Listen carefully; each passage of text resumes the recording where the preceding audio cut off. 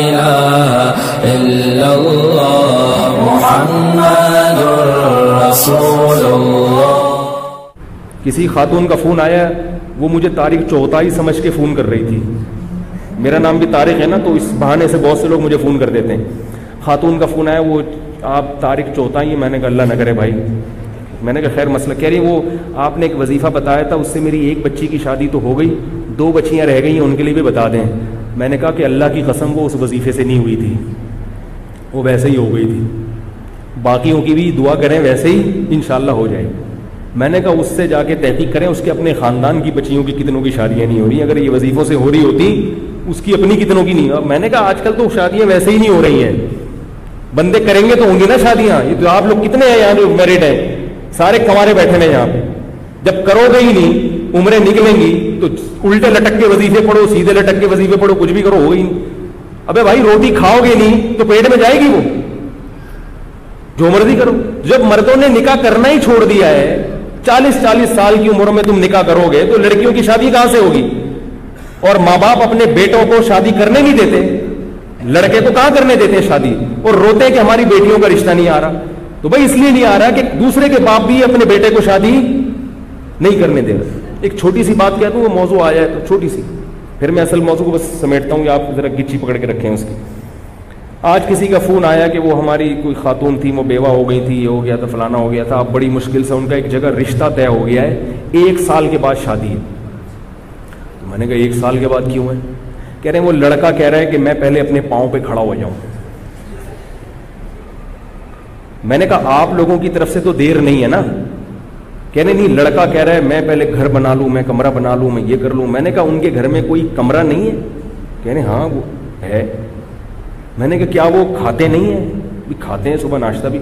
تو میں نے کہا اگر آپ لوگوں کی طرف سے یہ شرط ہوتی نا کہ نہیں ہم اپنی بہن کو یا بیٹی کو اس حالت میں نہیں بھیجیں گے, اس کے لیے پہلے ڈیفینس میں بنگلہ بھائی ہر ایک کا اپنا ایک معیار ہوتا ہے نا لڑکی والوں کا, تو سمجھ میں آتا ہے کہ بھئی آپ اس کنڈیشن میں بھیجنے پر آمادہ نہیں ہو. اگر آپ آمادہ ہو اور سامنے والا آمادہ نہیں ہے, وہ بہت بڑا بیوقوف ہے.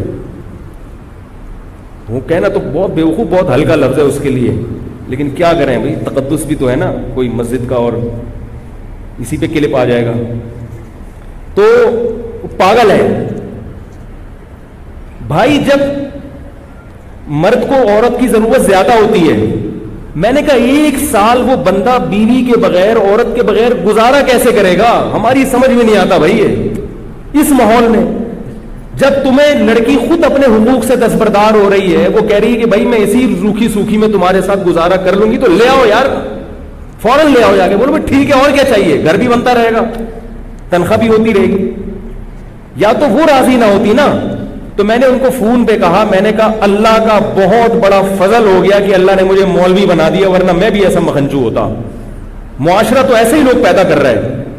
کیسے 1 سال خدا کی قسم روزے رکھ کے گزارا ہو سکتا ہے؟ میرا یہ نظریہ ہے. اس ماحول, اس معاشرے میں عورت کے بغیر 1 سال گزارا ہو جائے, اور آدمی بھی جوان ہو, اور ہو بھی آدمی بھی ہو, اور 1 سال عورت کے بغیر وہ گزارا کر لے, اس کو لیبارٹری میں لے جا کے رکھ دو, اس کو گینز بک آف ورلڈ میں اس کا نام لکھوا دو. کیسے گزارا کرے گا؟ یہ زندگی کا ہر وقت کی ٹینشن ہے. یہ تو خواہشات نفسانی جو ہے, یہ شہوت ہے, تو جسم کی ریکوائرمنٹ ہے. جیسے بھوک لگتی ہے نا, چاہے کتنے نیک ہو, کتنے پرہیزگار ہو, بھوک تو لگے گی بھائی.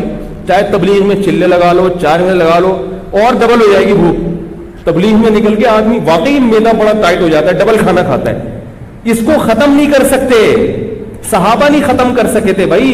عثمان ابن مظعون رضی اللہ تعالیٰ عنہ سفر میں ہوتے تھے, کہتے تھے ہم بیوی کے بغیر سفر کرتے تھے, ہم پہ بہت شہوت سوار ہو جاتی تھی, ہم بہت پریشان ہوتے تھے. صحابی جو نبی کی صحبت اٹھاتے ہیں, اتنے پریشان ہو گئے کہ انہوں نے نبی سے اجازت مانگی کہ یا رسول اللہ آپ ہمیں اجازت دیں, ہم کوئی ایسی چیز کھائیں کہ ہم خسی ہو جائیں, نامرد ہو جائیں, ہم سے گزارا نہیں ہوتا عورت کے بغیر سفر میں.